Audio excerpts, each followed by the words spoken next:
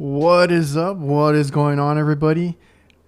I need you guys to let me know. I think I found the issue. It might have been a bad cable. So if all is good, hopefully my mic sounds good for the whole episode. So again, let me know if it goes haywire. I'll make sure to let the guests know to let me know. And yeah, welcome to the Reliable Trades podcast. And yeah, all good. Hopefully we're good. I think I figured it out, but if it happens again, we'll switch out the mic and go from there. But appreciate it, or appreciate you guys for coming out. Welcome back to the Reliable Trades podcast. And today we do have another live show. We have a good guest coming on. A lot going on, including him working a little bit late. So I'm going to run the ads really quick. I think I have everything ready to go. I'm going to let people come in. You can, chat, ask your questions, and we'll get back to you in a couple minutes. I also want to thank our new sponsors, CallRail. So I've been more into marketing and just online presence with our business. Even though we only do commercial, word of mouth is really good for any business. But once you get to a place where you want to be, a big name online or just anywhere, be recognizable, like I said, online presence, have a nice website, be able to be searchable in Google and all these different search engines, and just have a big presence. You need to know where to spend your money, and all I'm going to say is that CallRail can help you track that if that's something that you're interested in. CallRail can tell you, hey, these are not working so much. These are working really good. Stop spending your money here. Put more money and effort into this. And just be smarter about what you spend. So make sure you go by callrail.com. They do have a no risk free trial and you can check it out for yourself. Local HQ is a marketing that is geared towards the trades, proven strategies that get your business more leads. They can help you rank higher on Google and all that you would need. So reach out to them at localhq.com/reliable and mention me or the Reliable Trades podcast and get 2 months of SEO for free. All right, and I want to thank our other sponsors, Jobber, CRM that does everything, and now they take mobile payments on your phone. It's like a tap to pay that you can activate on the app itself. Take payments. You don't have to chase down checks. You can take payments. We take payments online. They run their credit card. They pay through through their bank. There's different ways that customers can pay you through Jobber, and our customers love it, especially the local ones, because they can just log in, pay their invoice, and then, it's collected. We're done for that, done for that service, maintenance, whatever it is. Everything is set up in our Jobber CRM. I also want to thank Vito Pro Pack, the best tool bags. I do have a video, I think, coming out this week. I wasn't going to do any more reviews, but I got asked to do a few other ones, so we're gonna get to those I think this week. And we just outfitted our guys with more Vito Pro Pack because they outgrew what I would consider the helper bags, right? So there's one that has gone a little bit above and beyond very quickly, and we just picked up his wrapped van today, so I'm excited to see that out on the road. And he's been running his own calls and doing this and that, and he had the SBLD, and he asked if he could have a little bit of a bigger bag because he's clipping things on the side and kind of stuffing it. You got to be careful not to overstuff your tool bags, but I feel like he did need something a little bit bigger, so we have that for him.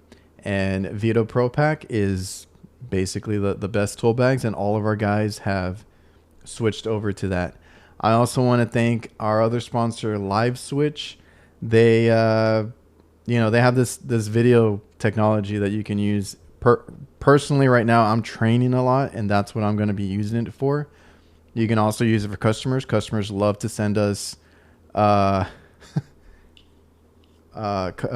photos and videos and all that kind of stuff. And if we can just have it to one it's basically like a link that they can click onto and then just upload whatever they need to, get some help over the phone, stuff like that. And we'll be trying it out more in the future. Now, our guest today just showed up. I can see him now.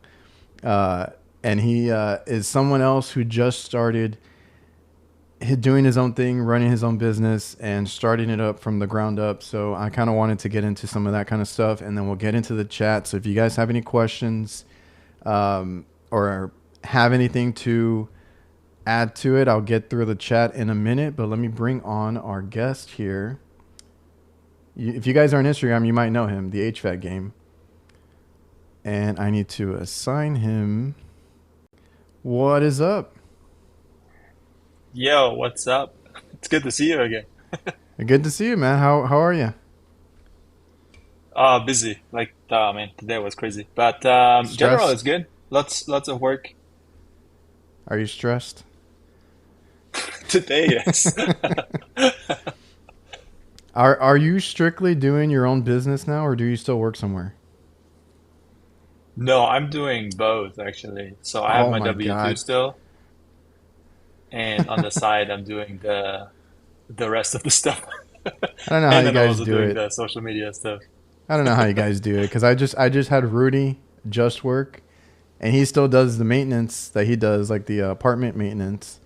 And then after work on the weekends, he has his own business, and it's like, dude, how do you guys? I don't know how you guys do it. You guys have another level of busy and stress yourself. Yeah, I don't recommend. I don't think like if I would do it again, I think I would start Wait, slower. I would maybe or put okay. aside more money.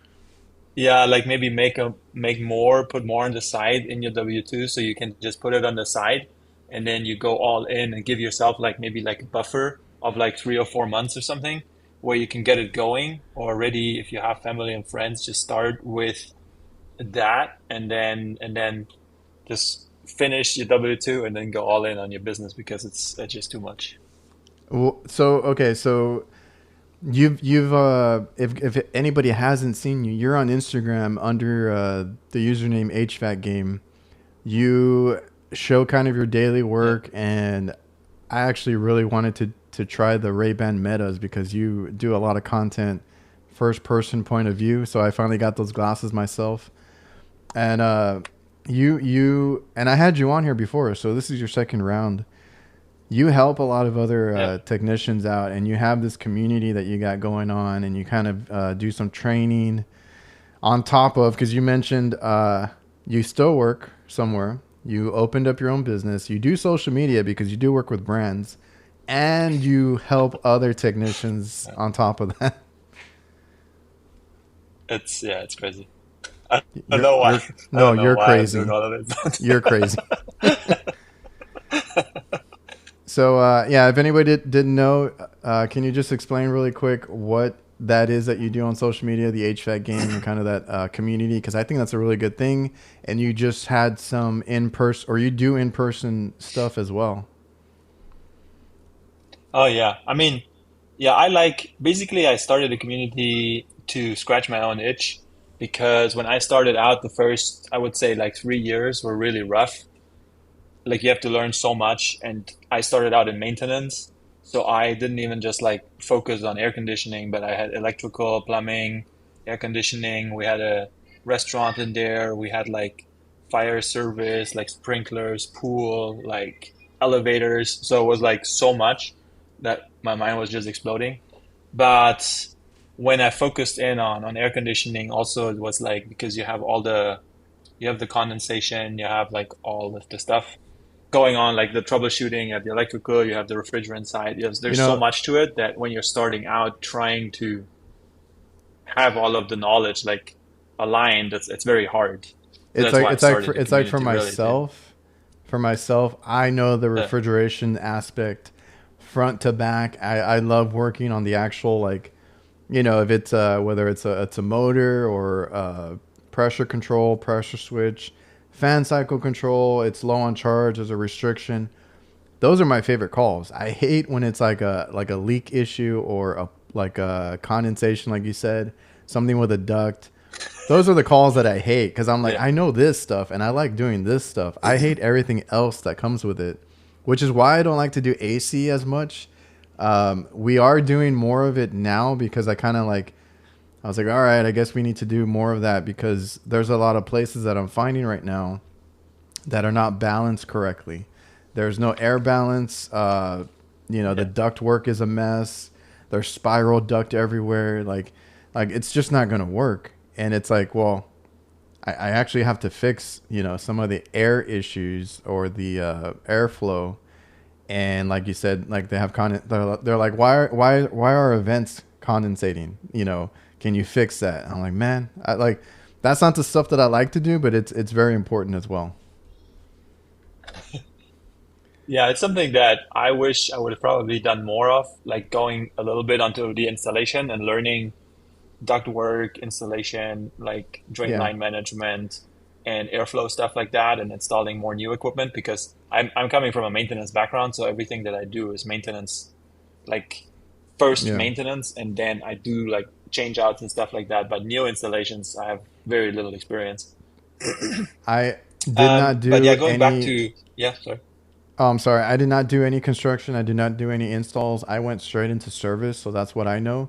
And right now, like we have Yeah, a job tomorrow where we got to fix or rip out duct and do redo it for a restaurant because it got overfilled with water. lovely. Like there was a drain that was so bad, and then some other company went out there and I guess they replaced the blower motor on a carrier unit, right? RTU, and Mhm. they spliced the wires, and it's color coded. I don't know if you've noticed, but they're color coded, right? It's like black, blue, and yellow because it goes through the VFD and all that. They put them Oh yeah. backwards. Okay, They put the colors all wrong. I was like, all you have to do is follow the colors, and that thing was running backwards. I was so well, confused. don't judge. Okay. So now that ruined the duct because it had overfilled with the drain, but then also it running backwards. There was a ton of Is it condensation. ductboard or what is it? Or is it It like is it it is flex or all what? ductboard here.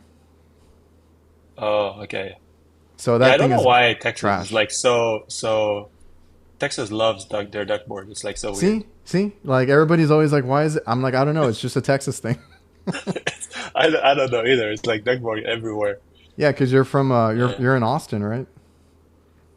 I'm not in Austin. Yeah, I mean I'm here since 2 years. I Mm-hmm. was before I was in Florida, but we had Oh, like we hardly yeah. had any flex duct. It was actually like metal duct with insulation, like the either the fiberglass or even the Armaflex insulation, like double walled sometimes. Like Yeah. it was really good insulation. Well, I know I cut you off. Were you saying something? Yeah, no, I just wanted to go back on the on why I'm doing the school community and why I'm doing the social media stuff is because I felt like okay, I'm out in the field and like what is something that I would have liked to see when I was starting out is just like a technician just taking the time to just maybe explain some of the things doing, some of the troubleshooting, and I just started to see if it was something that people wanted, and that was February 24, I think, Okay. that I started on Instagram, and I just started posting like these short reels, and people liked it, and then I naturally like connecting with people and networking, That's the so I best thought like part. let's have it. Yeah, that's I met you, on the AHR, Yeah, that so was cool. like this year that was cool, yeah, and then all the other influencers, and it's such a tight community, like everybody loves helping each other. And then I was like, well, why don't we bring it to local and actually meet in person? So I had like 3 meetups so far in Austin.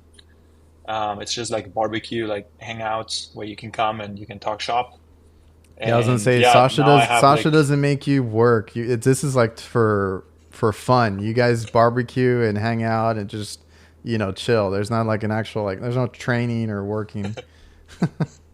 yeah, I'm thinking about maybe doing that at some point in the future, but I think people just Yeah. like hanging out and talking about like all the stuff that they like, that they don't like, and just random shit. Like last time we talked about like video games and Okay. movies and just like this guy started a business and then this guy did something else and then I don't know, politics, like whatever comes up, you just talk about it because I mean we're all like outside of air conditioning, we're all just like fathers and Yeah. technicians and brothers and family, and we all have our things going on. So it's just nice to connect on a deeper Do you level do as you well. do you have any kids? I have a daughter. Yeah. She's 1.5. It's like, how do you do all this? Okay. Well, I try to keep my weekends off somehow.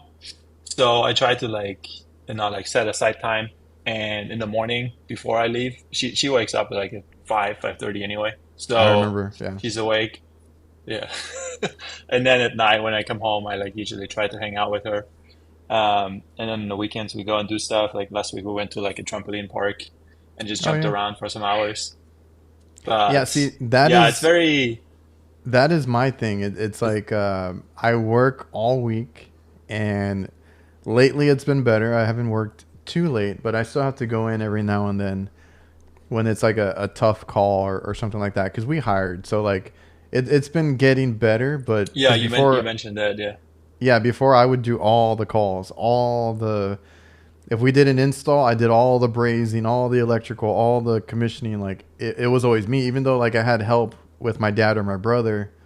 I was the one that knew more, so I was like, I want it done right, and they would just help me put it in and kind of do other things. And like during the week, it's been okay. I haven't worked too late anymore. Every now and then, I do have to go in, but like you said, like the weekends, I try to get off or like make sure that we're scheduled or push things to Monday. I'm like I really don't want to work on the weekend. Um, and Yeah, I we find try that more to and more. It's like, we try to because we never used to charge overtime. We started charging overtime, right, and it kind of helped because they would call you for the dumbest things on the weekend, right? When you because I there's yeah, still one or two companies that do it, but like the back in the day, the whole thing was like on the van you would put 24/7 service, and if you did that, you would get calls all sorts through the night just for something being off for a little bit or um, some dumb calls that would come in. I'm like, that can wait till the morning, right? So we've been yeah. trying to be better about scheduling and kind of putting things in place and making How sure do we. you market that though? Like if you say 24/7 service, like if you're trying to It's get on hard. overtime, because now, yeah, now I'm thinking about it because I didn't start my company alone. I have a business partner, and she's very good on like the back end, which I was like, I know that I'm good as a technician and I'm good at customer service. I can talk to the people, but I'm not that good on the back end stuff with all the like invoicing and the finance, and Jobber helps a lot with that. That's kind of what I But wanted to talk about today. Yeah. oh, about the company, how it's structured and how I'm starting it, or Yeah, yeah, yeah. Nasty. I gave him a chance to cancel, but he wanted to do this. Okay, it's not against his will. Um, so no, what was your question? I love this. And I just wanted to come on here and kind of talk to you about starting a business. But like, what was your question again about the 24/7? Yeah, so how do you manage that? Because basically my business partner, she wants to do like 24/7. And I'm like, I don't want to do 24/7 service. Like make your normal business hours 7 to 6 if you want to have long hours, Yeah. or make it whatever, make it 8 to 5. You have your normal hours, and then make, if people want earlier or later, say you're available from 5 to 11, like 5 a.m. to 11 p.m. And then you have the overtime charge in that. But if you ride on your truck 24/7 service and people call you and then you don't deliver it, Hmm. then it's like people are like, well, I called you for this and you're not doing it, so now I don't trust you. Like, what the hell? That's Yes. what I feel. But Yeah. Yeah. No, I get it. That's why I said I saw companies do that, and it was like because before there was a lot more competition. I believe there was a lot of companies coming up. After we had been in the space for like a few years, and yeah, that was a thing to do. That was how you got customers. Oh, I do 24/7. Oh, I don't charge overtime. Yeah, this and that. You're screwing yourself. Honestly, there's no way around it. So in mine or in our company, we started telling the customer because we had customers. Now, mind you, my dad started this business, right? And he does commercial kitchen equipment. and then I brought in the Yeah, HVAC exactly. Yeah. side of it, and Yeah. he used to charge like $40, $45 an hour, and I was like, dude, like we can't do that. And then I've been getting Like it up what? Like for the customer, 40 to 45 an hour? 40, yeah, Like forty five that's what he dollars labor rate really. was Wow. our going How do rate. you survive with that? That was like 20 years ago or 30 years Uh, ago. 15 years ago, something like that. It didn't That's work out crazy. too well. No. uh, I we believe it. Yeah. we crashed. It happens. So we had to raise our prices, right, and we had to charge accordingly. So all that is stuff that we learned.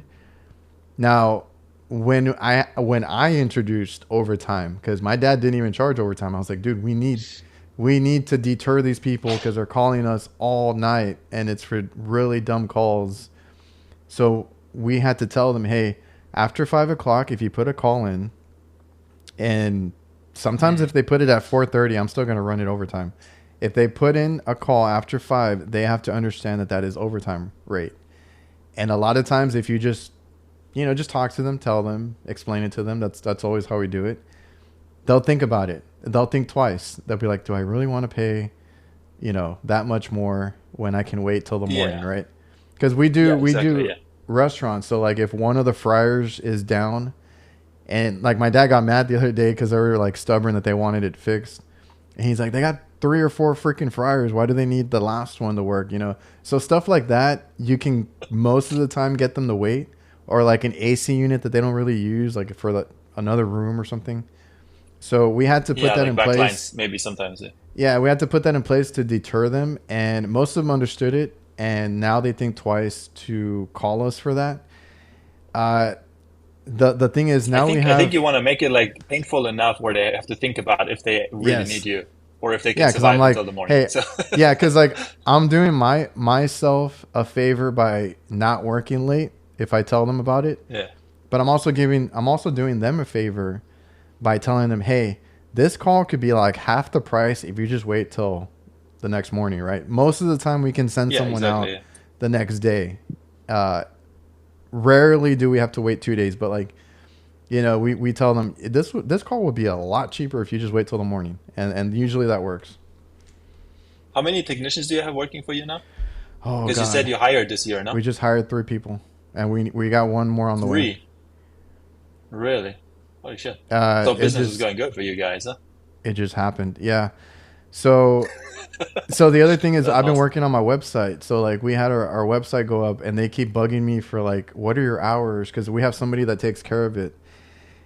And Yeah. I was like, I think I was annoyed that day or something. I was like, we work whenever. I just like, I don't know how to explain it to you. If it's after this hour, it's like overtime and this and that. So they put on there 24/7. So our website, I think, still says 24/7 or something. And I'm like, we need to change Okay. that. Um, I recently had a conversation with somebody, and it just made me think about how crazy it is for us, like blue collar or air conditioning. I mean, for us, air conditioning specifically, because he's a good friend of mine. He works in the office, so he works 9 to 5, and it's just his schedule, you know. So I'm like, I don't even think like for me, like if I have less than 10 hours of work in a day, like where I'm actually like somewhere working, like I'm out of the house usually 10 to 12 hours. So for me, yeah. like just being away is like 8 hours in the office is like crazy. It's like I don't even. It's so unreal for me. Like See, how much do you work? Like all the time.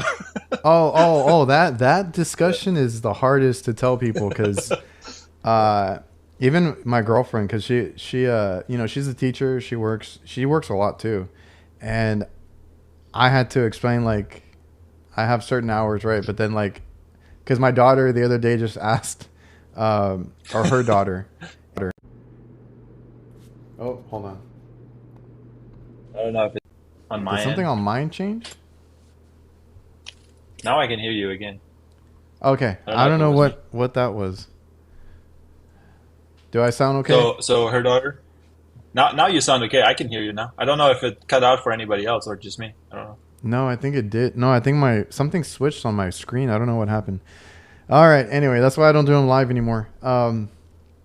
Yeah, she was asking like, why do you work from home sometimes? I'm like, because because she asked me. I was like, I own the business. That's what we do, right? We work basically 24/7, And I was trying Yeah. to explain that to her, and then she's like, "Hmm." And then she mentioned my dad, and I'm like, "Yeah, your grandpa makes me do all the work." I was like, "I do all the back end, all the invoicing, billing, emailing, all that stuff." So that's what I have to do when I'm not physically at work. So that's the I don't know for you, like that's the hard part to switch to when you run or when you work a regular 8 to 5 or whatever it is, you clock out and you're done, and then you go and run your own Hmm. business now, and you have Yeah, I to talk to customers, deal with emails, your CRM, all that kind of stuff. it's wild. It's like I don't think the office changes the calls around for you, and you're confused, and maybe you have another call that you were planning to, but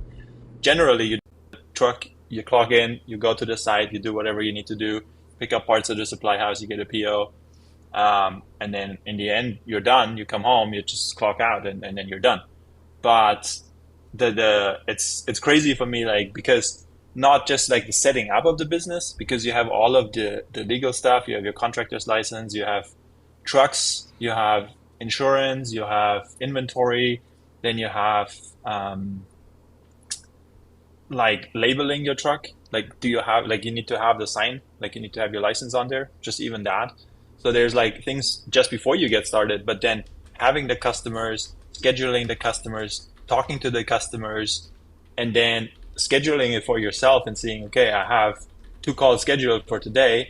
I can be there by this time, but then what happens if the call takes longer? Now it's on you to call the customer to let them know you're going to be later. As a technician, you're just like, okay, this job, instead of the allocated 2 hours, it took me 3 hours. And then the office calls, hopefully, the customer and lets them know that you're going to be later. But and then afterwards, you have to, like, I mean, it also depends because I work commercial on my W-2, but then it's more on the residential side with my own company, with this one.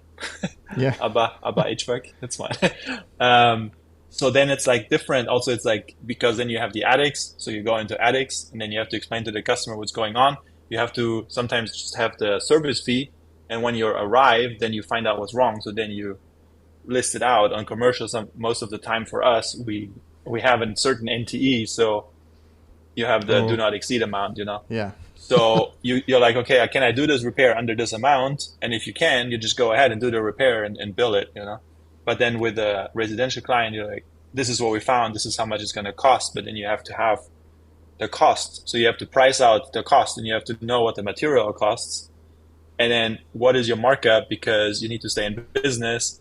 And it's a whole different ballgame. I mean, it's crazy. So me and my dad had to learn that on the fly because my dad.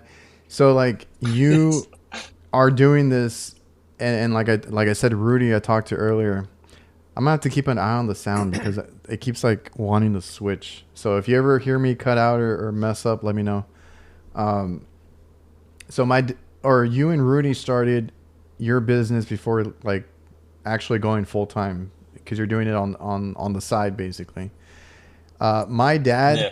was trying to do that, and then somebody got upset at his actual job, and there was a whole thing. He says he quit. They said they fired him, whatever, and he had to jump into running the business, like just doing it without being Yeah. able to do it slowly. He had it already, you know, business name, the legal stuff, everything put in place. It was just, he kind of got pushed into it. So we had to learn that on the fly because when I started with him, I was doing still what I'm doing today is like all the back end stuff and designing and marketing. And he's like, I need a logo, I need a business card, I need this, I need that. And he's like, I don't know how to do that. He just knows how to fix things, right? So we learned all that Yeah. together, and that's always a hard part because now taking over, because I never used to do, like, I dealt with that stuff, but I never dealt with like worrying about the business too much. Like he was the one that kept it in check for, like, the money, how the money was doing, what we were charging, for a while Hmm. until Hmm. I kind of stepped in. But that's the hard So are part you taking because are you taking over for him now, or like how long have you been doing that? basically, well, I've always been doing, like, what I'm doing right now. I've always done it, and I did it more. I want to say like 8 years into it, because I've been doing this almost 20 years, is when I started Mm, to take a little more responsibility and stuff. Because before that, okay. I just wanted to. I was a kid. I was like 20. I just wanted to go and do the work and then go, hang out with my friends, right? So I didn't really It's a care too big much. difference, no, from 20 to 30. Like you Oh don't think yeah, so, oh but yeah. it's a big shift in how you view the world. How you think and everything, yeah. Because Yeah. basically, I've always helped them with it. I just didn't know. I didn't understand it. I didn't like, care too much, honestly. Now I'm doing Yeah. more, and now I'm keeping an eye on everything. Like I said, I'm doing more marketing, which is probably why our phone is ringing off the hook right now, because we never had a website. We never were like in a Google search. Like people are like, we're finding you just, searching, and that's all that stuff Yeah. that we put into place just to make sure that we can be found and stuff. And yeah, big difference, man. It's Do grown. you do We've you spend learned. money on advertisement?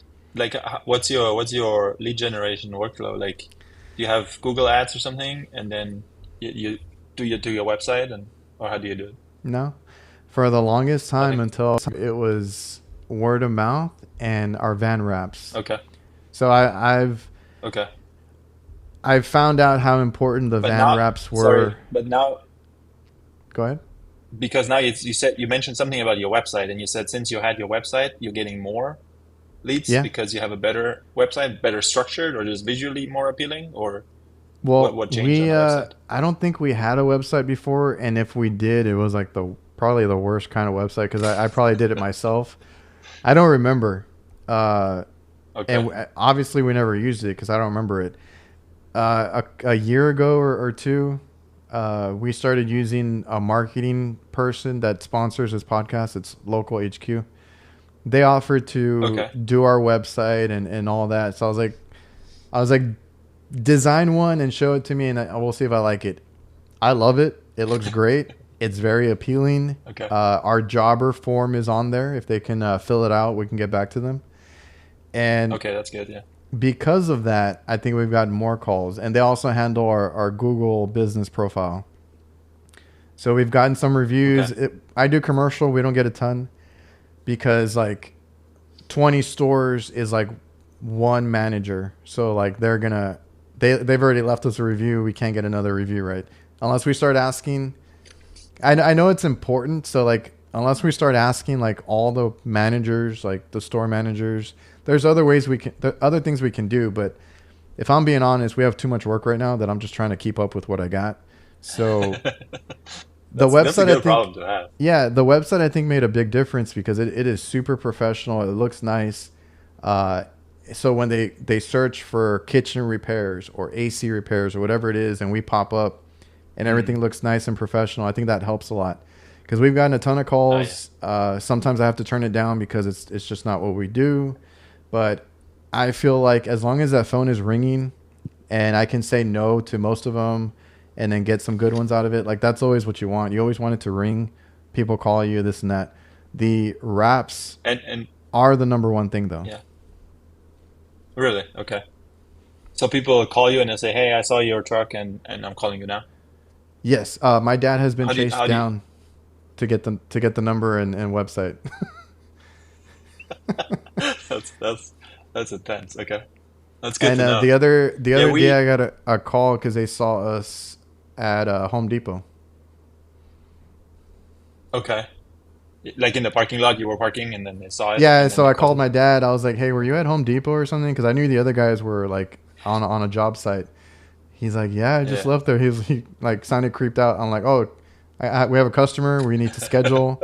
They saw you at Home Depot and they called us. Okay. Yeah, so for us, also because I'm doing the social media, so I'm getting opportunities because now that I've been doing it for a year and a half, there is some content, so manufacturers can go back That and helps. there's like Yes. so many people reaching out, and there's a company that reached out to us actually. Um, they do SEO search. They're called Gushwork, and they use AI to basically search for what your local people, like your potential customer, looks for or searches for, so you can rank higher on Google in See, I'm the still search learning that they that stuff. specifically look for. Yeah, I'm still learning that Yeah, stuff. I don't know anything about it. I know it exists, but I have a few more emails that I'm trying to get through because they want to help with that kind of stuff. I just had yeah. another call the other day, but it's for like another major because we only do commercial restaurants, so that makes it a little bit Mm. tougher for us. We can't run like, um, oh, like Ewok. What's up, man? They do YouTube ads. I've seen that Damn. too, What's up? like the Facebook ads, the YouTube ads, stuff like that. Uh, but that works for residential a lot. I don't Yes, need the that's what I homeowner. see. Yeah. I Yeah. don't need the homeowner calling me. Yes, that's what I'm for. Like basically, I don't know because I don't know how you started out, but I don't know exactly how it works, but what I've been told is on commercial, the problem is cash flow because you have usually bigger jobs and most of the commercial stuff is net 30 or sometimes even Yes. net 90. And so I started out thinking that we'll do both residential and commercial, but it's a little bit tough because it's a different workflow and it's a different setup. You need I'm to finding now. build the Um, capital if you're doing commercial. yeah, exactly. So that's why I'm like, you need to like the residential pays like usually right after Yeah. the call, or sometimes I know people that even charge before they get on site, which is interesting. If it works, it works. But so that's why I started out saying, okay, I'm gonna have residential to have the cash flow, and then Oh, I'm okay. gonna work on getting commercial clients so I can bridge the gap and try and get more into the commercial side because that's what I like doing and that's what I've been doing more of. Um, See, but that's why. how did you guys start out? Oh, okay. Well, yeah, we'll get into that. So that's why, dude. We've been on a roller coaster. So yes, Okay. with commercial, you don't get paid right away. So that's always the negative, and that's why some people don't like it. But as long as you have a system in place and you have good customers, that's the other thing. You have to have good customers. I just saw. Yeah. I'm pretty sure you know Francisco Climaster. He posted Yes. a long post today about doing a big job and not getting paid. That sucks. Having to chase Oh, yeah, payment that's yeah. and issues with Yeah, payment, stuff like that. I I had somebody tell me that the client he had a client and they had him put in I think three new AC units and they knew that they were going to file for bankruptcy because he installed the units and 2 weeks later they filed for bankruptcy and it cost like just the equipment itself cost him like 15 G's or something. Oh yeah, And he said he got paid $500 after 2 years. I was like, what the hell? that sucks. That's things that you don't even think about, but it No, happens. Like it's crazy. no. Like So yeah, you need to, and that kind of goes back to my point of starting slow and small, right? So we did a lot of mm, local restaurants and stuff that would pay like on the spot. So like if we do like a local okay, burger shop or barbecue place, they typically pay, and we still have a couple that we do. We still get new customers that might need something, and those pay on the spot. They'll just write a check you, and then you're on your way. When you get into the commercial stuff, which is what I prefer to do, it's a lot of these like national chains, right? Like franchises and all that. mm, Those yeah, are the 30 days. Those are the ones you have to wait. You have to usually be in a system to get paid, and they will pay out and all that. And I have to be on top of it to make sure that they pay out. Because you don't always. It might come in 30 days. It might come in 60. It just depends on the customer. And so when we started, my dad did have money to kind of start, to bridge it. Okay, but very little, dude. We had to just be creative with it. So we didn't buy new vans. We didn't buy new equipment, new tools. I had a lot of hand-me-downs that I would get secondhand to buy, like recovery machines mm, and vacuum pumps. We had an old pickup truck that we used, and we just try to charge what we could and then stock up. Because what I've always said is like charge enough to get another part to stock, right? You go get a motor, you buy two, right? yeah, And that's how you build it yeah. up. But what was I getting to? So the way we The worked money, around the cash flow. Yeah. yeah, the way we worked around it, because at first when I went to trade school, they would tell us, don't let the customer buy this or buy that. Don't let them supply materials because that's your money. You need to mark up this and that. So I was like, okay, that was like my Mm. mindset. Yeah. We had we had too much work when we started, and one of our customers, because a lot of them, and some of the guys that do commercial might know, like a lot of the customers, restaurants and stuff, they'll buy their own equipment. A lot of times they do that. So when that started happening, I was like, what the hell? Like, I'm not making any money on this, this and that. It was actually a good thing. So we got that because there's some places that needed like 4 or 5 units. My dad's like, I don't have that money. I don't have the money to go buy those and hold on to that until Oh, I see. So you it get actually paid. worked for your benefit so you could charge the labor and they bought the equipment, so Yeah. So then you for didn't a have the long, upfront cost. yeah, a long time, that's what we actually tried to do. We actually tried to tell them, can you buy this or can you buy that? And then we would just charge Interesting. like Okay. the install or labor for that. Yeah, I talked Now, to I talked to one of my friends, and he's been doing HVAC for like 40 years, and he's kind of like giving me a little bit of the tips and things that he learned over the years. And he said, I mean, he's also now charging whatever he wants to because he's been so long in it. But he has his equipment cost, and let me remember this what he said. He said that he charges. So he has this material cost. So let's say it's 5,000 for the equipment, or let's say 10,000. It's 10,000 for the equipment. So he charges, what is it? So let's say you have 10,000 for the equipment and he sells it for 15. Let's just go with that. And then he says, so he charges the customer 7.5 before he even buys the equipment. And then another 7.5 when he drops it off because he just does it on the side. So he basically drops it off maybe let's say Monday and then he does it on like a Saturday. So oh, when he okay. drops it off, so by the time he drops it off, he already basically has all his money back. So he's like Okay. basically says, okay, you get three Yeah. checks. So he goes to the customer and says, you're going to pay me three times. You're going to give me three checks. One is when I'm going to order the equipment. One is when I'm going to bring you the equipment. And then the third one is after I drop it off. And that's what he says. That's what he does. So he has this like material cost, which is the Yeah. equipment is covered. And he Okay. basically already has some plus before he even starts the work. And I thought that was interesting. That works. That works too because that's what I was saying. You need to be creative with how it. Like for us, it was the fact that our customer at the time was buying some or needed so much equipment that they ended up getting a good deal at the supply house. Like they ended up making an account and they were able to buy directly. So Hmm. at the time I was pissed, but then I was like, oh, that actually helped us, right?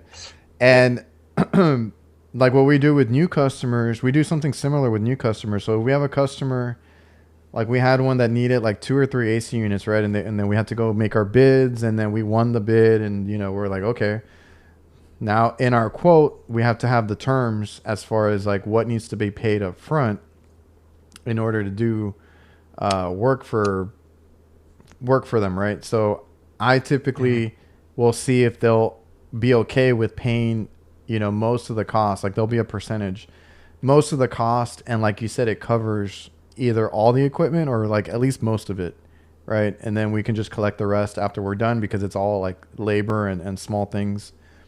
So you just have to, work around what you got because if you don't have the capital or the money to, like for us, like now we can, but before we couldn't sit on like 2 units or whatever it It's was because it would just Yeah, be it's crazy. I mean, I even see 30 it days, now, whatever. like yeah, because now like I don't have my own like refrigerant. That's just like, it's like stupid like that. But let's say you have to buy 454B and you're spending $800 or $900 or $1,500, however much it is now, on a jug, but you have one call where you need it, and it's a service call. So you're basically spending $800 just on your refrigerant, but you might only make let's say 400 on the call because you're just Yes. there and the customer just wanted to top it off. So See, now to do the job, it actually costs you money to do the job. yeah. Like that's something that you don't So even think that about as a is technician. something because I do refrigeration, so there's Yeah. more than a handful that I have to worry about. So that's why Oh yeah. even with that, because I've heard different people use different kind of math to do the markup for refrigerant.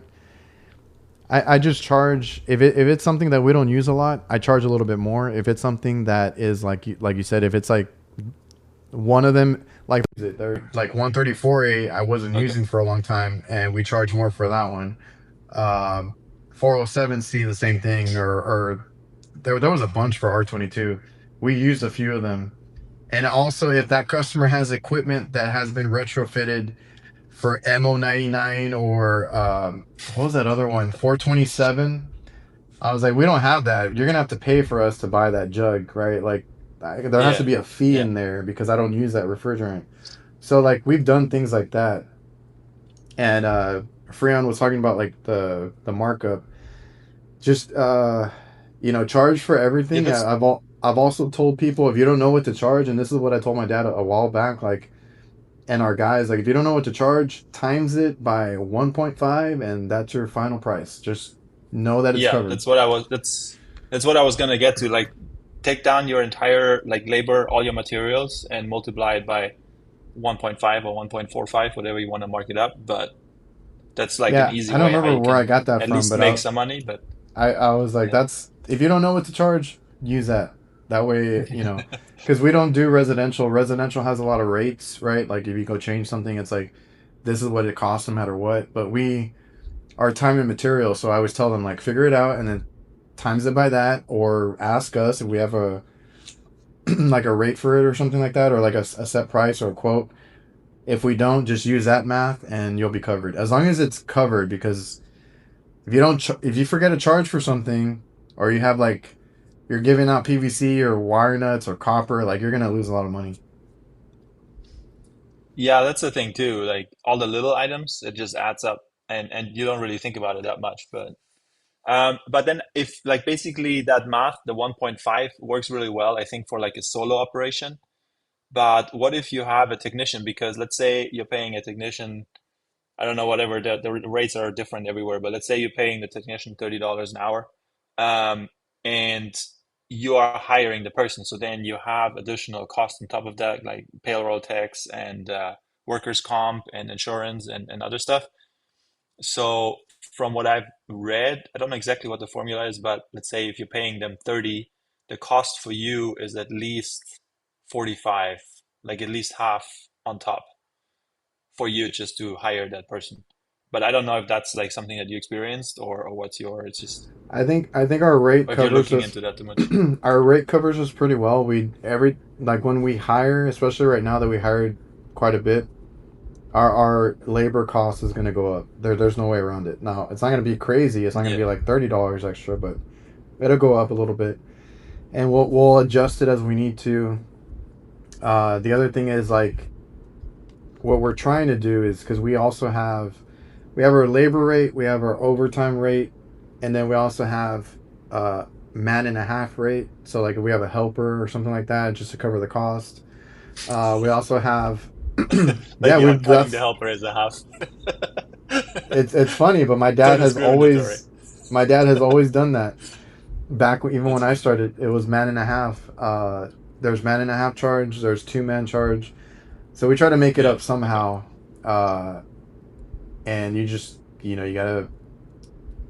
gotta figure it out. It's hard to deal with. It's a lot of numbers to crunch, but as long as you charge Yeah. And for I think, everything, and the technician has to be good. I just had this talk with my technicians too. Like if you screw up, because then it falls on you. Like if you screw up and you take all day to change out a motor, like a simple motor, or you take forever to change out a capacitor or something, whatever. Like you mess up, that's gonna cost us money because I can't pass that to the customer. Like there's no way I'm gonna charge yeah, 8 hours for a exactly. capacitor or something.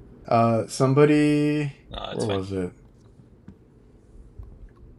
Sam Andrew, regular viewer. He's like, just tuned in. Where is the guest from? I hear his accent. I'm from my mom originally. Just kidding.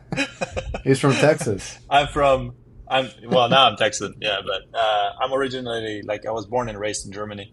I came to the States when I was 21, so I've been here for almost no, not quite, but I've been here for like 15 or 16 years now. So And how long have you been in the HVAC trade? 2011, so what is that? 14 years? Oh, okay. So you've been doing it a while. Yeah, but I'm always like when I started sharing that I started in maintenance, then people discriminated against me, and they're like, "Well, maintenance doesn't really count for HVAC." So I was like, "Well, if you count where I started changing out, um, like actual like stuff like condensers or where I actually started on the refrigeration side of things, I would say like maybe 2 or 3 years less than that. But yeah, Okay. it's been a little bit. Yeah. Oh, sorry. Now I remember what I wanted to say is on the numbers because the technician, like when you're starting out in the business, because like you're a good technician, so you know what you're doing. But I think a lot of people don't realize that it's not about your technical knowledge and your technical skill set that translates to if your business is gonna be like doing good and if you're gonna be doing good financially. So what I started doing because now I want to see, okay, what I'm pricing out, is it actually, am I making money on this or am I losing money? So what you can do is just keep track, like you can just make it very simple on like just write a note on your phone or something, just write it or write it on a piece of paper. Just write down the exact hours that you have actually spent on the job, even if that's like pricing out stuff or if that's like calling around to get quotes and then doing the actual work and then list out all of the materials, not just the big materials, but list out, okay, I used 5 wire nuts there and I Yeah. used electrical tape and I use that and it's small cost, but once you have that down, you just basically, after you do the job, you already collected your payment. You say, this is all of the stuff that it cost me. This is how much I made. Did I actually make money on this or do I need to raise my prices? And that will give you a better idea of like where you need to be at. And then also if you do um, like open system repairs, you always basically have the same type of material. So you have like weld materials, nitrogen, you have all of your stuff. So just make a list of that and see what the price is. And then also I would suggest maybe like every year or so just go through and update it because the prices change. I mean, so Yeah. Those little things are what bite you at the end because you don't think about it. You're yeah, throwing wire nuts or throwing, this and that, copper fittings, whatever it is. And those add up really quick. That's why we had that talk it adds up a lot. Yeah. not too long ago. Like we need to charge, even if it's like a miscellaneous fee because you did electrical work and you used like so many wire nuts or wiring or anything, right? Or you did a drain line and you had to get some PVC for it or whatever. Like we don't charge like, oh, we used a coupling. The coupling is like however much each and multiply it. Yeah. Like we just have like a And then your invoice gets like miscellaneous. this long. Yeah, yeah. So we have like a miscellaneous thing where it's like piping and this and that. And we typically, like you said, you have to know how much it costs, how much you use, and then you can kind of figure out like what you need to charge. And then you just put that fee in there. Same thing with torches. If you braze anything, there's a fee for that. That'll cover that. Mhm. It'll cover your rods, your gases, all that. Recovery, you can get that back if you just charge a fee. Vacuum, you can get that back if you charge a fee. There's been some other ones that people Yeah, brought up, because you have but the vacuum pump oil, and also your those are the vacuum main pump doesn't things. last forever. So you have the No, yeah, because we have weld materials, which includes yeah, all of the oxygen, acetylene, the sticks and stuff like that, and then we have miscellaneous electrical consumables, and then we have like mounting hardware and piping materials. So it's just that way you can like make one line item for it and just say, okay, well, we you're use you're this better here. than us because we never used to charge for that stuff, Oh. so we screwed Yeah, ourselves. I'm a stingy German. I want money for everything. And I was like, this doesn't make any sense. After a while, I was like, this doesn't make any sense, right? Like the labor is not covering everything. We need to get fees in here. Now, we never like to charge a service fee, so like a trip fee or anything like that. We don't charge that. We just charge straight labor and material. But what I've told the Mm. guys, because we service a big area, is like you can charge in your labor or like your hours the trip to get there. I was like, you need to cover it somehow, because we tried the trip fee or the trip charge. Nobody liked it. Everybody, I don't know. People, I guess people would complain like there's too many fees or whatever. So I was like, just Hmm. put it in the labor and put it as your, time to get there, and that's how we'll cover it. So I've been telling the Interesting. guys to cover that, because I mean it takes time to get there. Um, Do you have a normal like diagnostic fee or something like that? Like, do you have a when somebody calls you out for a service call, do you have a specific fee? It's like this is just to get on site and diagnose it, and then you go on top of that, or how do you deal with it?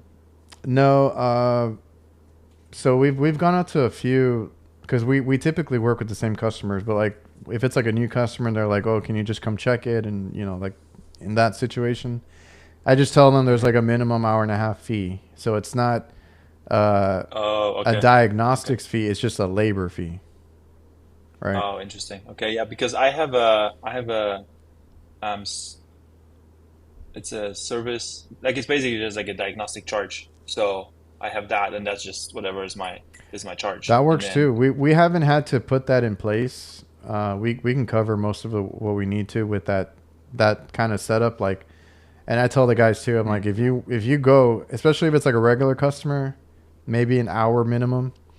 But if you go and it's like a 15-minute check, you charge the hour or charge the hour and a half, whatever it is. So that's how we get our fee, yeah, okay. because sometimes you go out there and it's like, oh, it needs this, or you can tell right away, but you're not going to go out there for.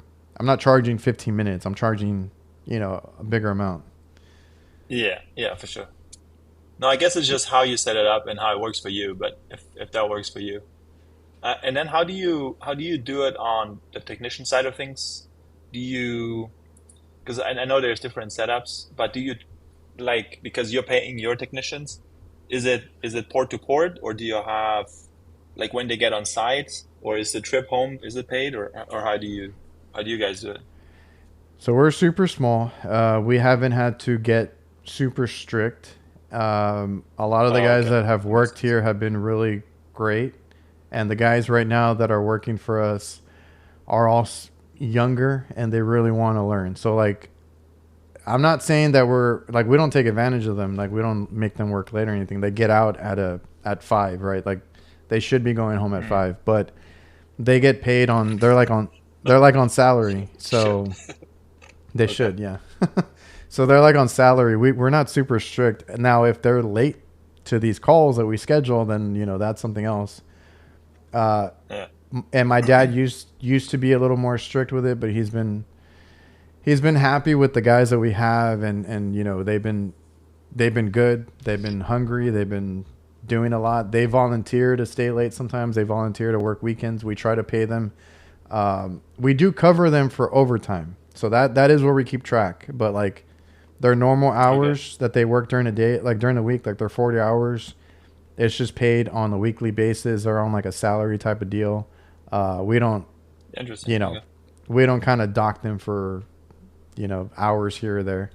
Lately, we have not had that problem though, because we've been keeping them busy 8 to 5. Okay. Well, So that's it's good. it's been good. All right.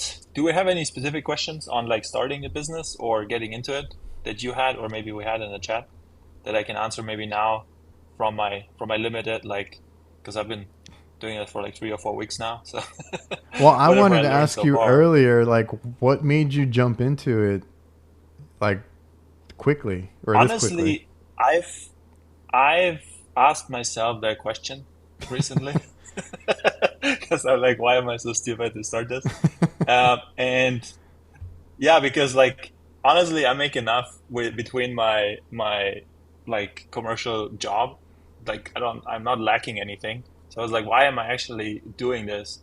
And for me, it's more of I want to see like what I'm capable of, basically. And for me, it's more of a challenge of I want to see if I can build this into a like a job, like messages. they're like, hey, I just spent like this amount of money on trade school and now nobody wants to hire me. And that is very disheartening for me with the labor shortage that we like already have. Like we need more like seasoned technicians, but we can only get seasoned technicians if we're actually turning around and we're training people that want to be in the industry. And that's already so hard to get into it and learn everything and get good at it.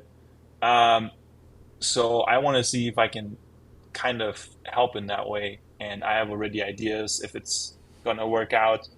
Um, to maybe have like an apprenticeship program where people can, come in and learn it with or without experience. Hmm. And yeah, so that's kind of like why I'm doing it. I want to see how far I can go, and I want to see what it's like, and I want to challenge myself. But now being in the situation, I would be like, I would probably have waited another year or so and just Um, gone full time, as I said before. But yeah, that's kind of like why I'm doing it. where did you get that name from for your business? Oh, that was actually my business partner. She did the whole marketing, and she is very religious. So she was reading the Bible, and she loved seeing me with my dad, with my family, like me as a dad, seeing me with my wife and my daughter and stuff like that. Hmm. And she's like, wow, this guy takes care. And then she was reading the Bible and she saw Abba, which is a fatherly figure from the Bible. So it's actually a word like Abba means father. So that was her she came up with the idea and I loved it. I was like, that's a great slogan, like dad level care, professional grade service, and then you have Abba HVAC, which also means, but Yeah, a lot of people and that I talk to, they say Abba, there's like, oh, the group, the band, I was like, yeah. music. So, I was like, like that. I I was guess he like, it likes has to music a lot. be. So, I was like, it has to be something else because I thought of the same thing. So you what am partnered. I the poor Yeah, Freon Leon. Free Leon is like, no, I'm actually naturalized, so you can't kick me out, even though you want me to. Um, so then you partnered with somebody to open his business. Yeah, I partnered with Ellis, and as I said specifically, I did not want to start on my own and have all the additional tasks because I already knew from people that I talked to that started their own business that the amount of extra work that you have and the amount of extra knowledge you have to have just to operate the business is a totally different skill set than you as a technician. Well, yeah. So I was like, I can partner with this person, and she like knows, like she does real estate development, and she did like other Well, companies, so she has a lot of experience on that side. So I was like, that's a good fit, like yeah. yeah. Miguel was thinking the same thing. Dancing Queen. Um, ABBA. Um, Yes.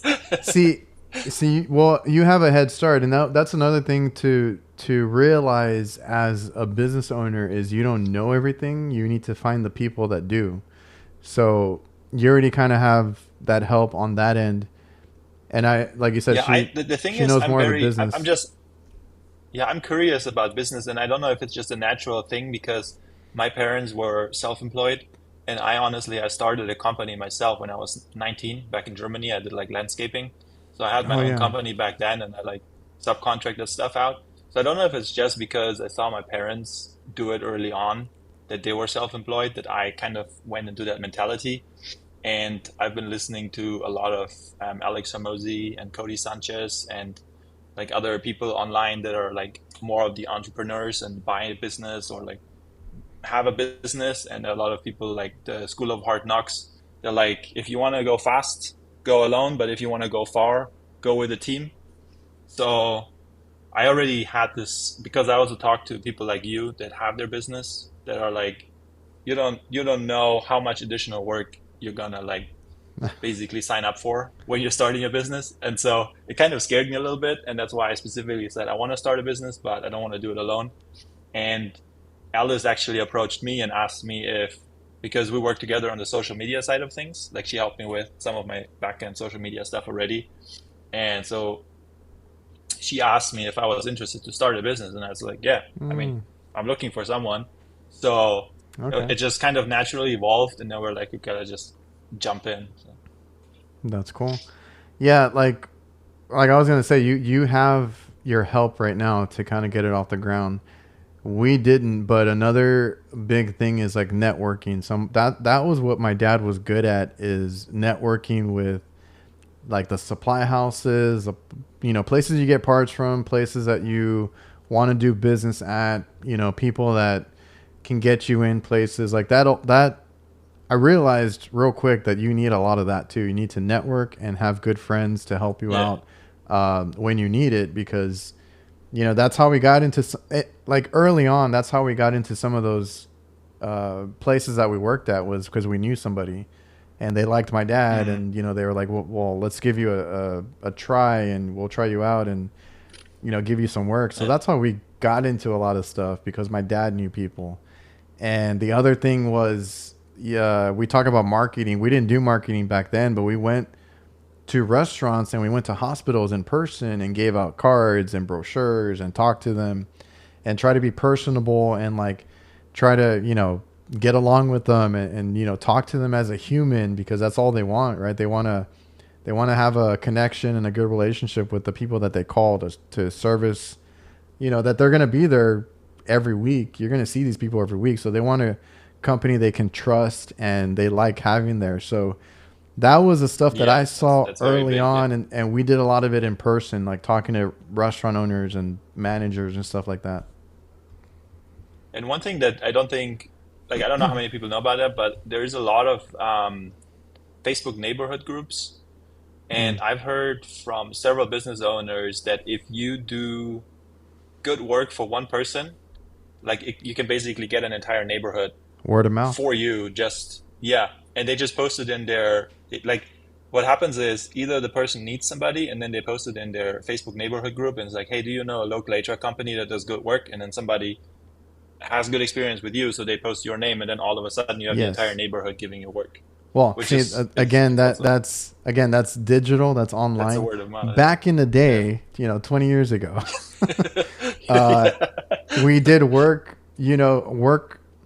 networking, and having people, having friends went hand in hand with good work. That was what I relied on. I was like, I know my stuff back and forth. I take pride in what I do. Back then, it took me like a little bit longer than it does now, but I try to do the best that I could. And if we Yeah. did a good job, or we, fixed stuff or made stuff look nicer than other companies, they remembered that, and then they would tell, Yeah. like one hospital, they were friends with managers at another hospital. They're like, oh, if you need work, we got these people here, and they can go.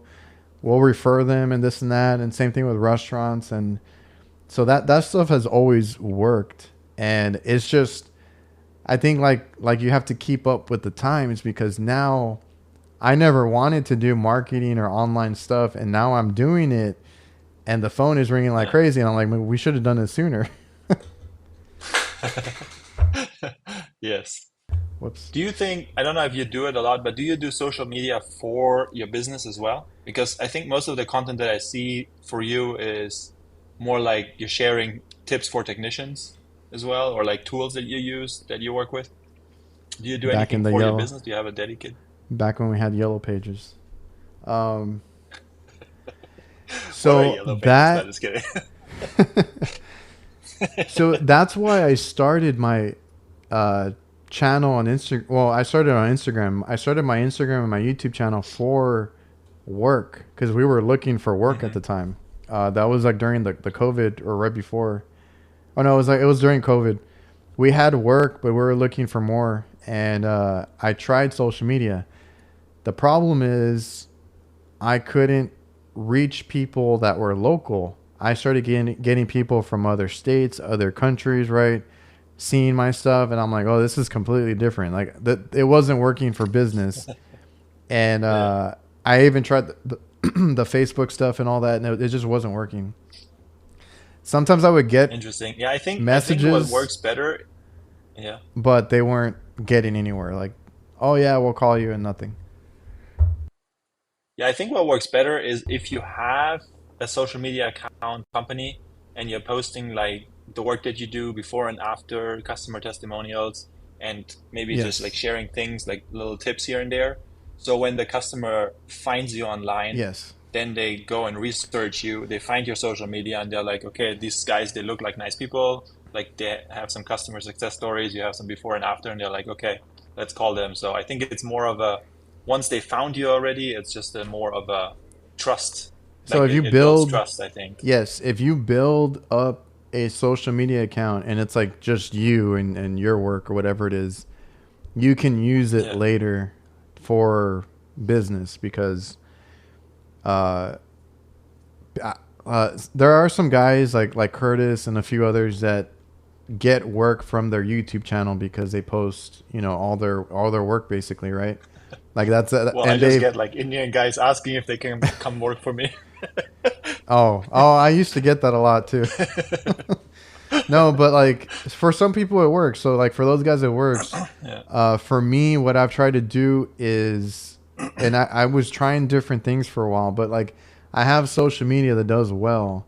So now I'm trying Hmm. to. I mean, I kept the name similar, so they can find us. But I started Yeah.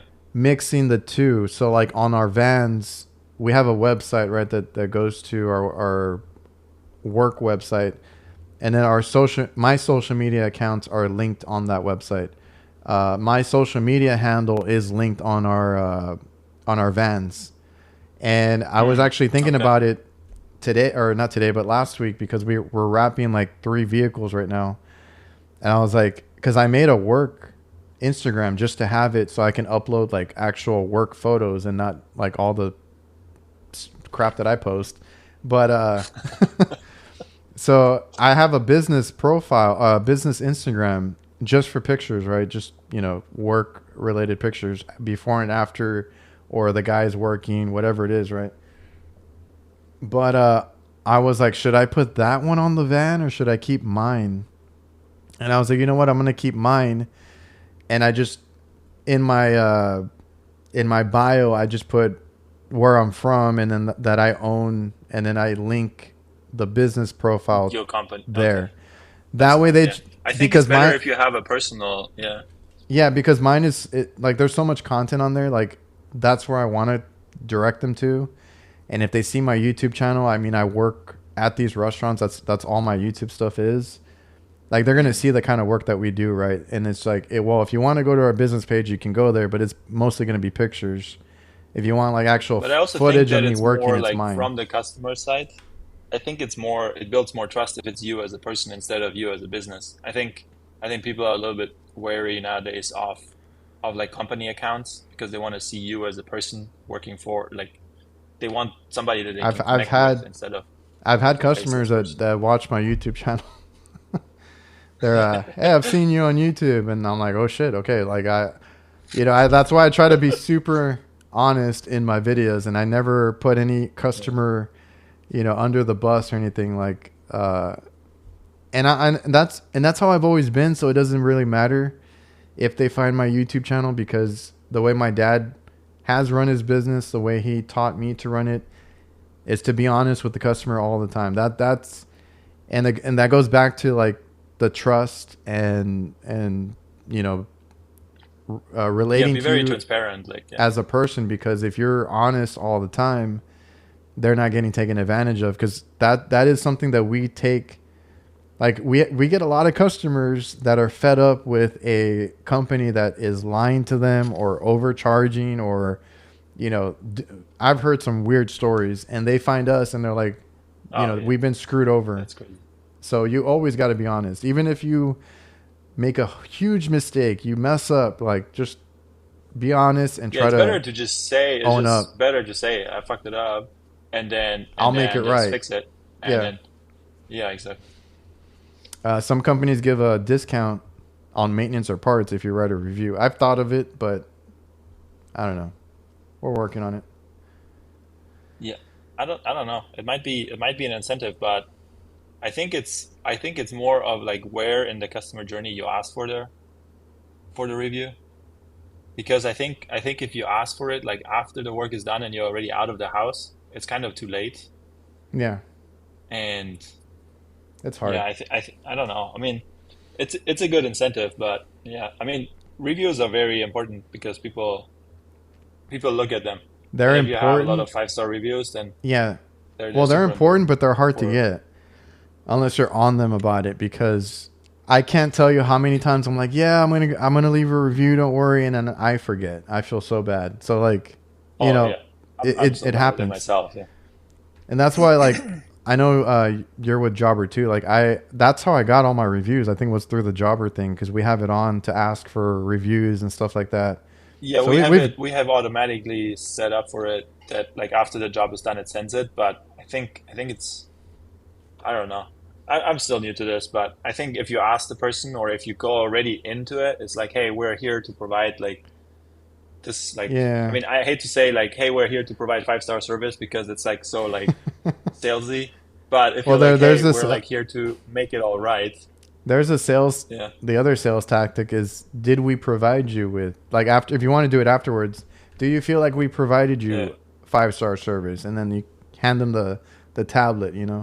Um, yeah, there's different ways to do it. I feel like the only way you're gonna like the companies that have a ton of reviews is because they will literally wait there for them to do it, and they'll give them something to do it like a tablet or something, and they wait for it. yeah. It's like, They're here, not going to do leave it until you here. do that review. It's like that little tip screen everywhere you go, like, leave a tip, and then they shove it in your face. Oh man, this Yeah. is so annoying. It's I was like like, well, 30%. You're like, what? I can't even go below 20% anymore. Like, what the hell? oh, they Like when some they have places. it when they have it like for you to pick one, it's always like the highest amounts. I have to go and I'm like, no, I'm gonna write it in, and I'm gonna give you the proper percentage. I don't want to give like 30%. Yes, I know. It's crazy. Um, Oh, man, I was thinking of something and I forgot. Was there anything else you wanted to cover? from my side, I I mean, think I'm so. I'm still I'm new. I mean, I don't know. Like for the business side of things, yeah, I covered what I found out so far, and I'll see. I mean, I'm new at this. At some point, I'll probably have enough jobs to fully transition over, um, and then we'll see how it goes from there. But like, I think we were when was the last time we were on the podcast? It was like a year ago, no? About 8 months Where are ago, we? 10 months ago. I don't know. Yeah, I think it was But a year ago. it's just it's interesting to see like from the change of like service tech to lead tech to now having like licensed contractor, having my business, and it's like an evolution, and it just shows if you just stay in it and you take action, and if it's something that obviously it needs to be towards like whatever your goal is. Like if you wanna become a Well, DJ yeah. and you're an HVAC, then maybe that's not the right thing. But if you have the goal, okay, this is what I want to do, and then you just every day take a little action towards it, and even if it's hard, like for me to do the contractor's license was like just to do the license itself from the beginning of when I decided I'm going to do it, to get all my paperwork and get the companies to sign for it, because it was like several companies that I had to get to sign for the experience, and then you apply for it, and then you do your prep course and you go. It was like 8 months just to do that, and there's like cost involved, and it's just like Yeah. it's like yeah. So Yeah. just stay at it, take action, and just like continuously try to make it better or improve it. And I think eventually you'll just get there. If that's If I can do it, anybody can do it. It took me 3 tries to pass that damn test. Yeah. really, did you do a prep course or no? No, just went in there and took it. No. Okay. It's probably cheaper because to take the test is only like It seventy costs. I dollars, paid. and I I paid 3 times. Yeah. yeah, but for me, I paid more than you because my class was like 1,500, and I spent two Oh, days in Houston. But it was really good because dude, they went I through all did of that the. test when I had a newborn. It was so difficult. It is for me, honestly, the test was, I think, the most nerve-wracking thing I've done in my whole life. Like it's because I did the type A and I did the commercial and the refrigeration. So I did Yeah. the environmental. So I have the combined now, and it's 120 questions. You have 4 hours, which sounds like a lot, but It's not. so it's two different. So you have to go twice, and on each test you have 120 questions. But I actually have the book still here. If you look at these books, it's like you're getting information from all of this. Like these are all of your books.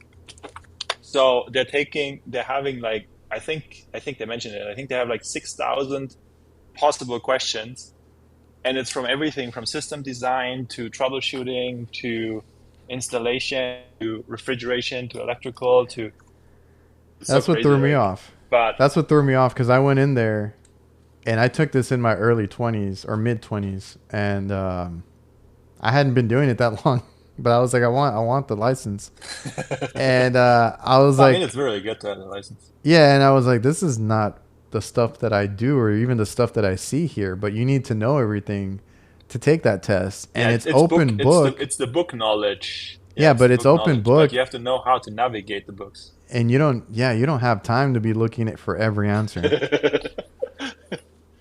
because Yeah, like you see all of the tabs, all of the tabs. yeah, that's what I did. This is all of, and then this is like from gas, and so it asks you like all of the legal stuff on how to install the gas, and what if it goes through an attic, what if it goes through the roof, and or like there's like what if it I goes was out like, on the dude, sides, and what if I was it? like, dude, I didn't even do this kind of work. Yeah, exactly. So, But yeah, so yeah, I don't know if there's any specific questions, but that's what I could share. So oh, but I think and we had talked honestly, about I'm just because, well, one thing I Miguel, wanted to say. well, I just want to read this real quick. Miguel says he highly recommends your school community. So, that's awesome. Yeah, I saw his name in the chat, and I was like, "Oh, Miguel is here." Like, yeah, he's good. He's cool. He's in the community, and yeah, thanks. Well, I I love cut it. you I off. What love were you going to say? it. Thanks, Miguel. Yeah, so I say take imperfect action over trying to come up with the perfect solution for something.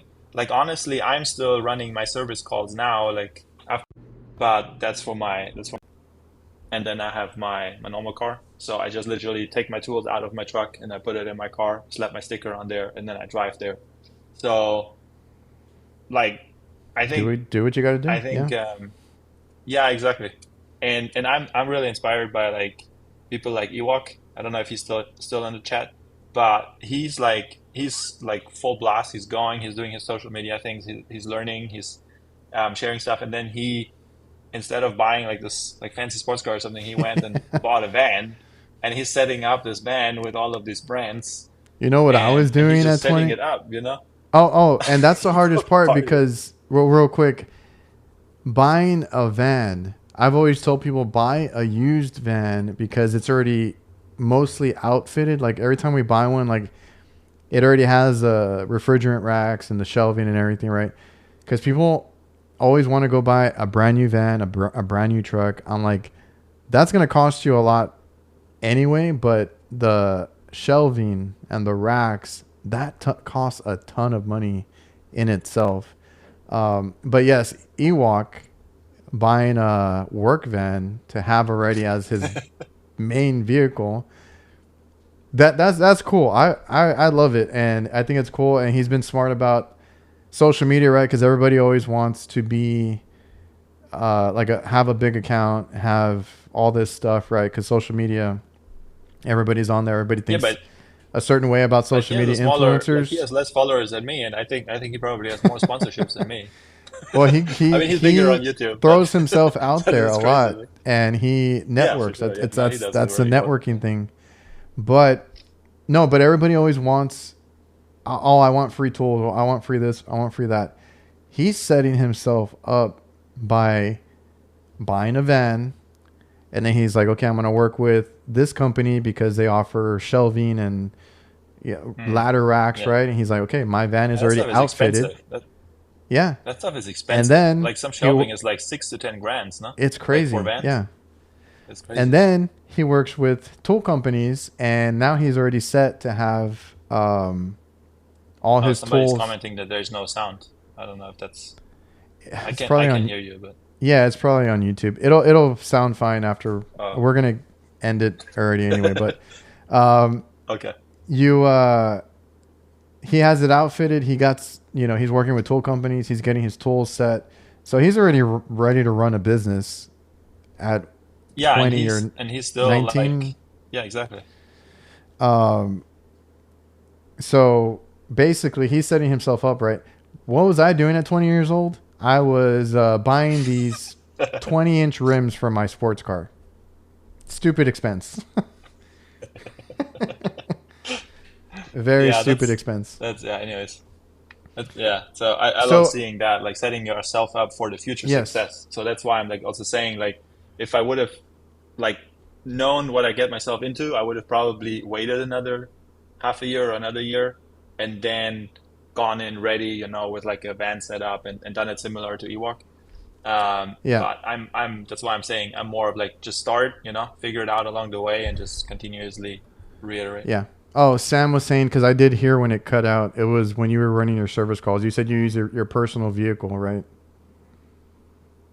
Yeah, so I don't know, I don't have a picture, but I have my personal car, and then I have magnetic stickers with my company name and my license on there.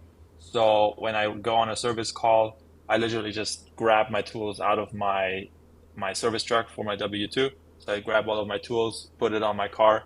Obviously, you already have some kind of idea, usually what you're gonna get into, because the customer is like, this is what's happening. So most of the time you can figure out, okay, it's the capacitor, or it's this, or it's low on charge or something. So um, and then I just put it on my car and I drive up in my car with a magnetic sticker on there. So I'm Yeah. saying just start and figure it out along the way and just continuously reiterate, look back, see if you're making money, and just keep going, and then just And do little steps adjust every day.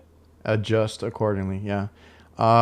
So we had, or you had mentioned about, like, if you could help people with apprenticeships or anything like that.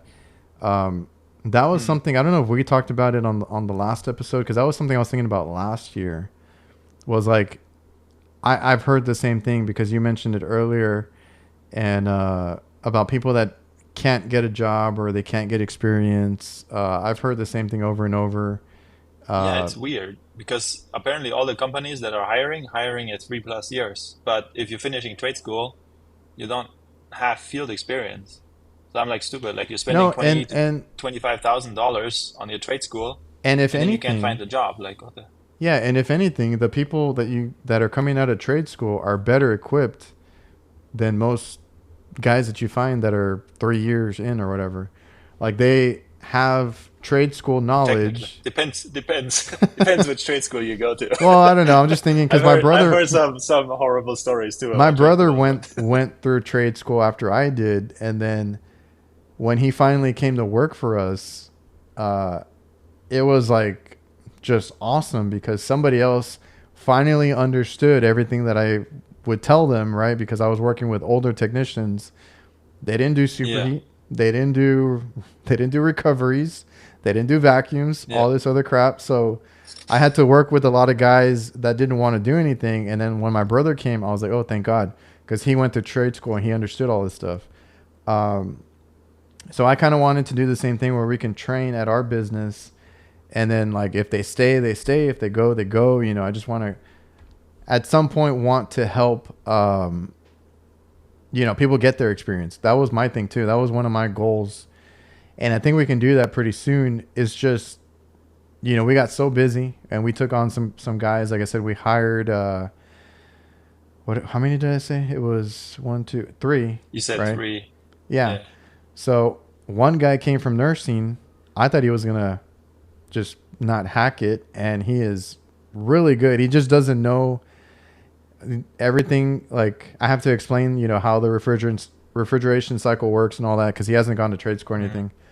But once he figures it out, he understands it. And once you explain it to him, he understands it, and he's able to run his own calls already.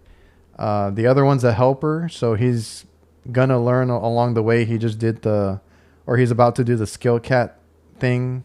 He said he wanted to get into that, and both of these guys, well, tell him to come to my community. You can answer all the questions there. I even have some free I'll talk courses to on him there. So because he was showing initiative to learn more, and both guys watch yeah, AC service tech, Ty Brenneman, HVAC school. They're Oh, all I mean, that's amazing. Yeah, they're all that's good stuff. zoned in on these guys. I'm like, Yeah. dude, that's awesome. Like if you can do that after work, you'll make yourself better.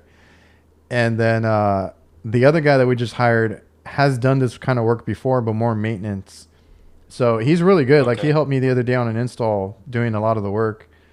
I just had to kind of explain to him a few things here and there because he's, gonna go full service right now.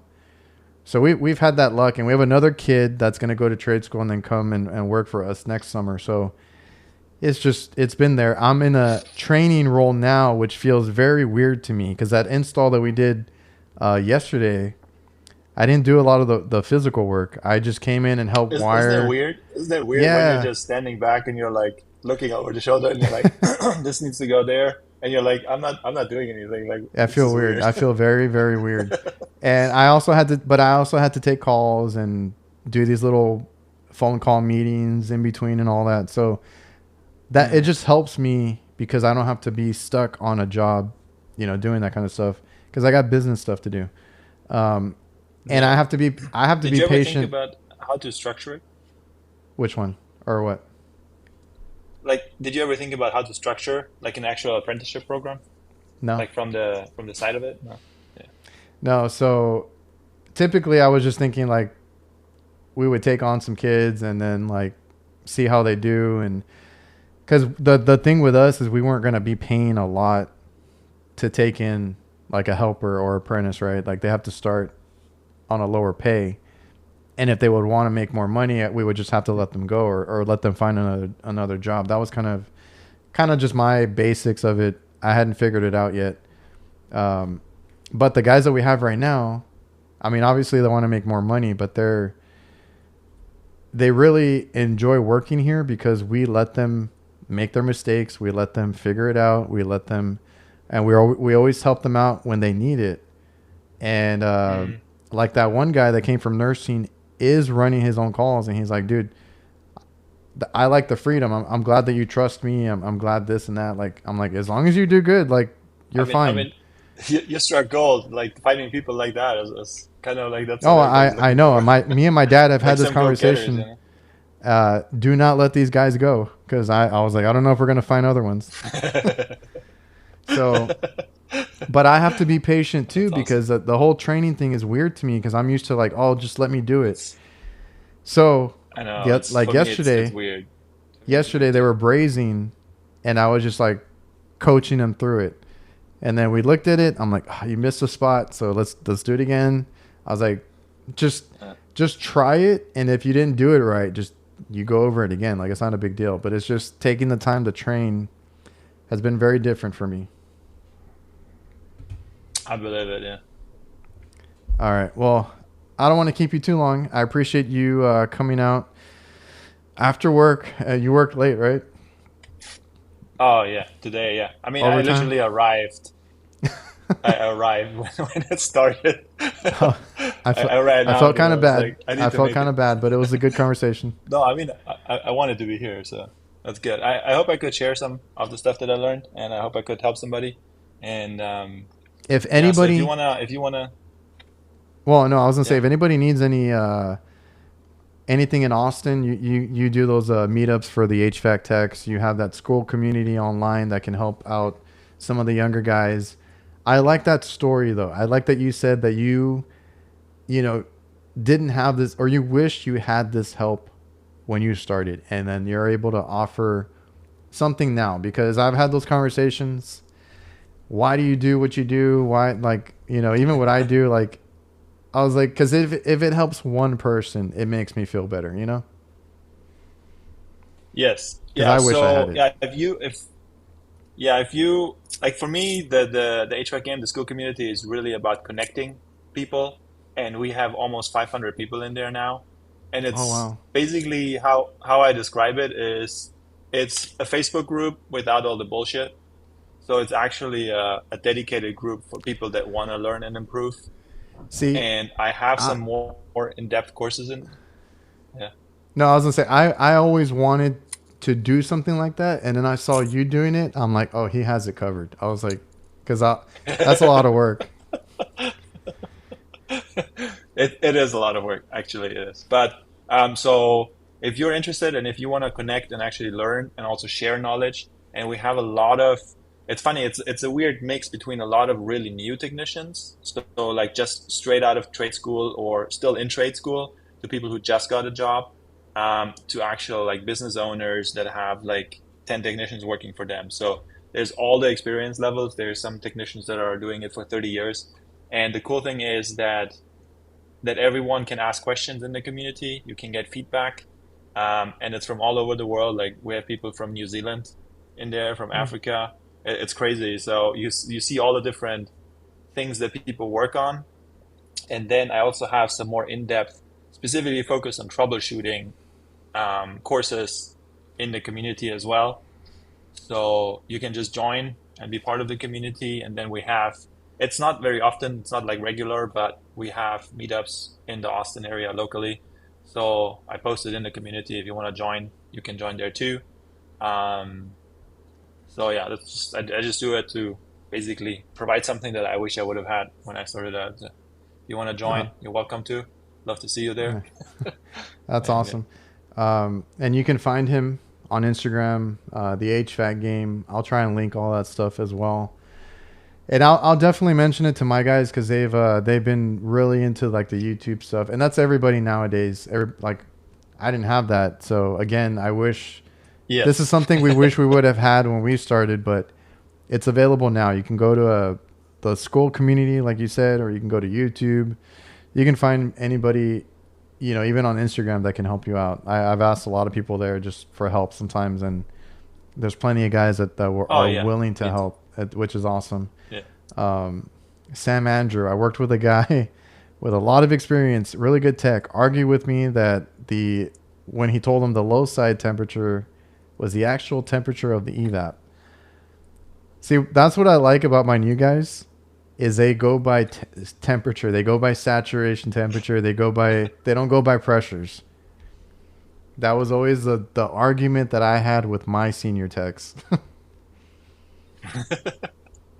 To go by temperature and not by pressure, because the pressure is Yes, just an indication of the temperature. Yeah, they're okay. like, oh, It's it like needs to what be pressure this. does it I'm need like, to be at? Like, yeah. yeah, I'm like, no, it Wait, like depends on what? what. What's your ambient? Like, what's your Yeah, so I was like, insert? it Like, depends what's on the ambient.